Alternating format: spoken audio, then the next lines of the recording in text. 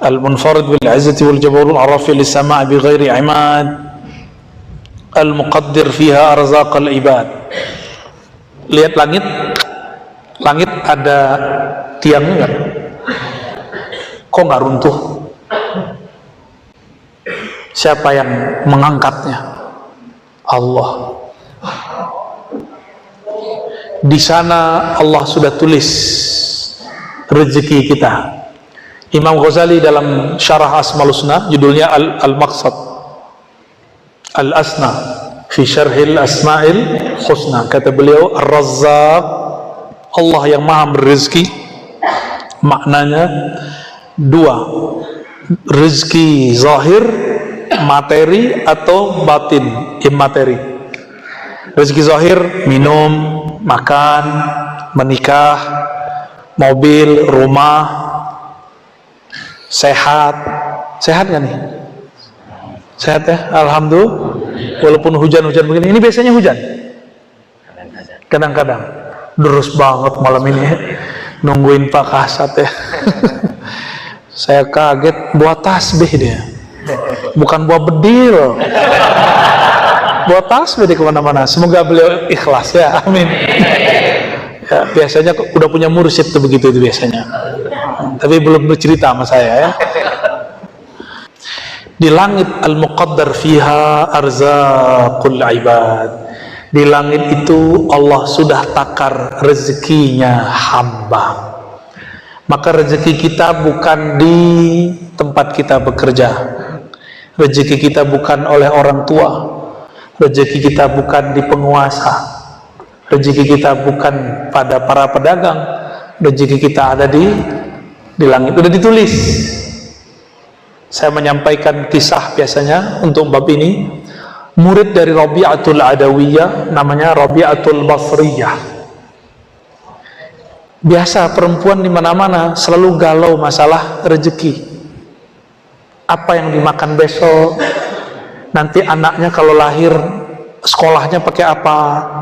Pasti itu jadi polemik di mana-mana. Walaupun Ning atau Bu Nyai. Kalau di Sunda nyebutnya kalau Ning apa? Nyai? Nyaina. Ya, walaupun dia Nyai, Nyaina, Nyaiha, Nyai itu sama semua. Urusan begitu semuanya sama. Ini Rabi'atul Basriyah, murid Wali Kutub.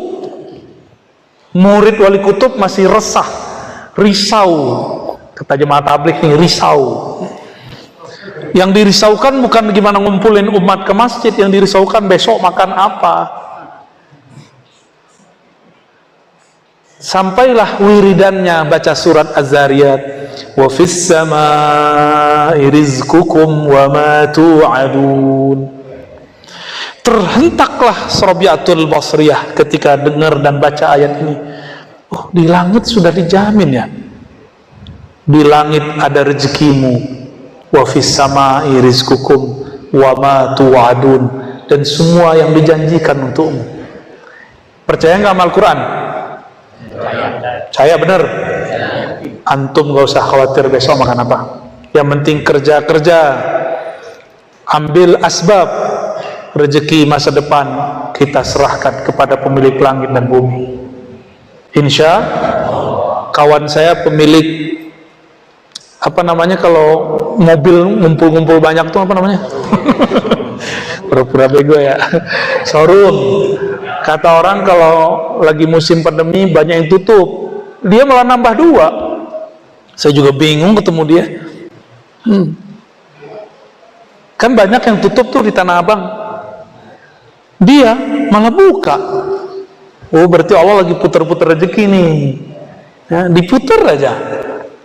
Al-yaum nudawiluha bainan nas. Hari keberuntungan itu Allah kilir aja.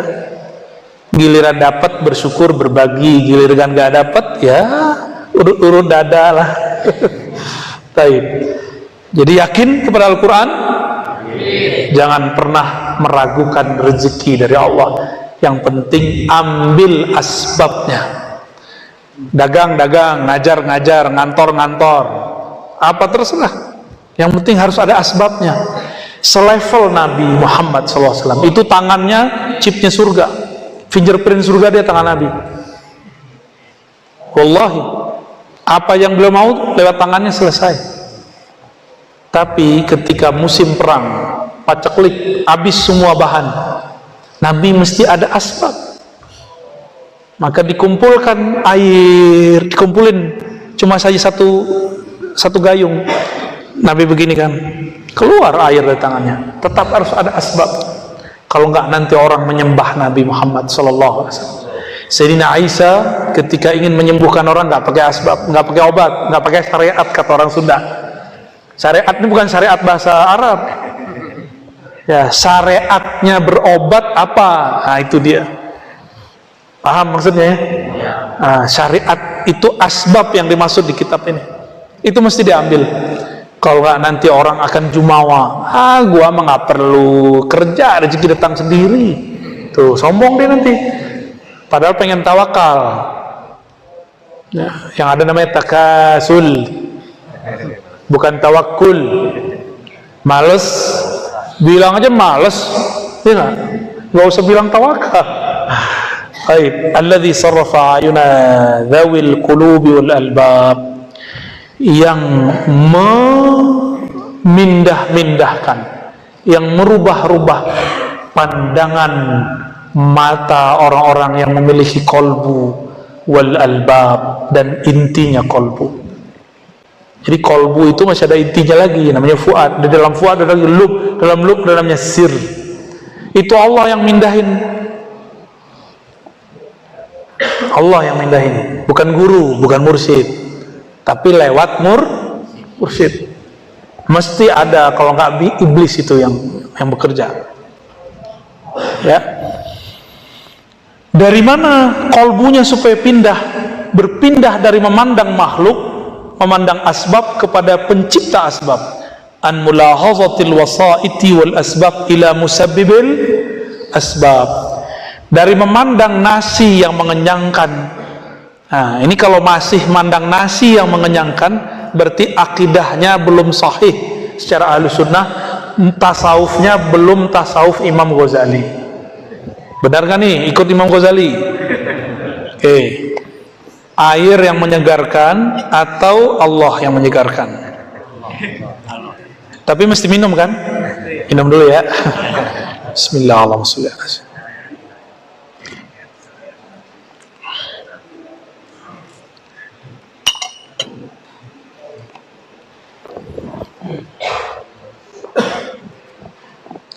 Ketika terbersit di hati, ini sudah inti kitab nih. Saya baru baca mukadimah, tapi inti kitab ini. Terbersit di hati saya bahwa yang menyegarkan itu air. Maka kata Imam Ghazali dalam kitab ini, itu syirik yang tersembunyi, syirik khafi. Gimana? Makan, terbersit bahwa makanan itu mengenyangkan, itu syirik khafi. Terus gimana caranya? Maka bacalah ini. Jadi orang baca mukadimah Imam Ghazali udah jadi wirid. Ini mukadimah ma'rifat. Ma'rifatut tawakkul, ini dia. Kalau orang sudah diberi ma'rifat tawakkul, bertawakal, beralih pandangnya dari nasi yang mengenyangkan kepada Allah yang menciptakan nasi. Akidah Ahlussunnah ada satu kelompok lagi namanya Mu'tazilah, jangan salah paham. Kelompok Mu'tazilah bilang Allah menitipkan rasa kenyang di nasi secara tabiat, secara hukum alam. Maka setiap orang makan nasi mesti kenyang karena tabiatnya nasi mengenyangkan. Hati-hati, itu bukan Ahlus Sunnah. Hati ya. Disebut dengan hukum tabi'i. Apa namanya? Hukum tabi'i inilah yang dianut oleh para filosof, oleh orang-orang fisika. Ini dulu yang dianut Ibnu Sina dan Al-Farabi, Aristoteles.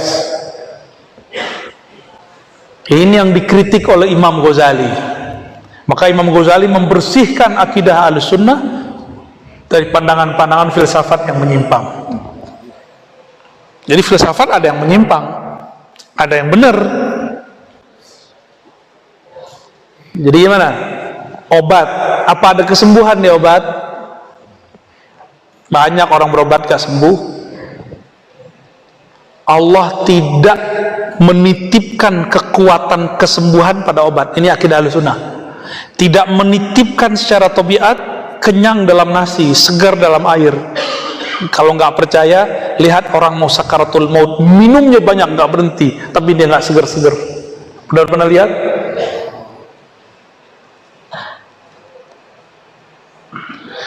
Di masa Rasulullah ada orang yang sudah membunuh banyak musuh di medan juang, tapi Nabi bilang dia masuk neraka.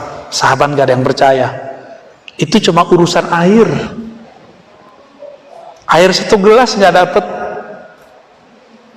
Dia bilang aus, aus, aus. Orang mau datang, gak kuat dia menahan sakit dan haus, karena dia menyekutukan Allah dengan air. Maka saking gak kuatnya, maka dia ambil, itu bukan bedil, belum ada bedil saat itu. Namanya apa tuh? Pisau belati. Langsung dia tusukkan ke dalam jantungnya. Gak sanggup menahan luka, tidak sanggup menahan haus, karena dia menyekutukan Allah di dalam dirinya dengan air. Nanti ada masa hujan gak turun-turun, paceklik di mana-mana, sawah-sawah tidak bisa menumbuhkan padi lagi. Jika kita menyekutukan Allah dengan beras, nasi, nanti datang Dajjal menciptakan beras.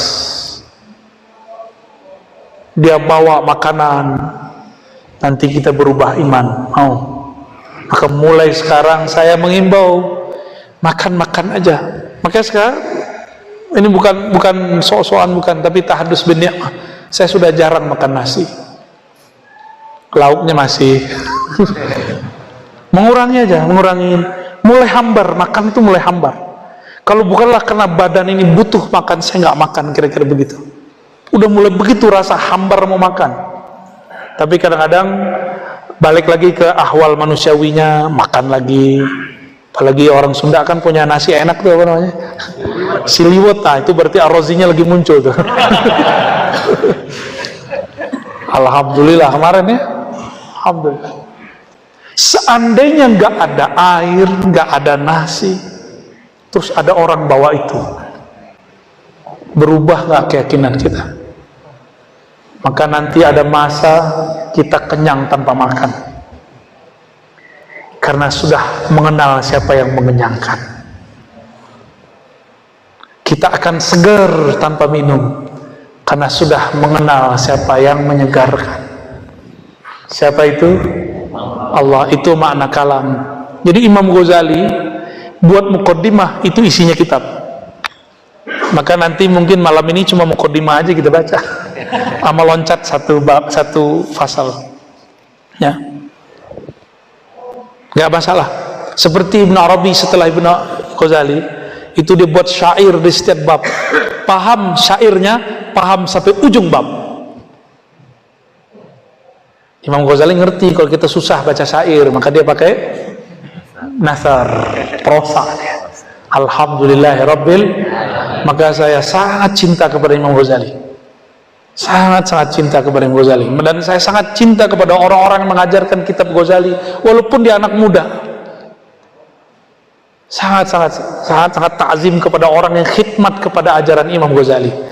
Dan sangat sedih jika ada yang bilang Ghazali khurafat, Ghazali sesat, Ghazali nggak ngerti hadis. Ya salam, yang ngomong begitu Sahih Bukhari belum khatam. Imam Bukhari khatam Sahih Bukhari dan wafat kitab Bukhari di dadanya. Oh, banyak hadis palsu. Bukan hadis palsu, ente yang nggak ketemu hadisnya. Saya ketemu hadisnya. Ini ahli hadis, ini santri hadis saya, 4 tahun dia ngaji hadis sama saya, bahkan lebih, kan ngabdi beberapa tahun. Khatam hadis ini. Kalau mau nanya hadis, tanya dia aja, hitungan menit bisa dikeluarin lengkap dengan kualitasnya apa. Insya Allah tanya aja deh, baru tahu ya. Gak usah jauh-jauh ke Syekh Albani, Syekh Umar Fahmi ya.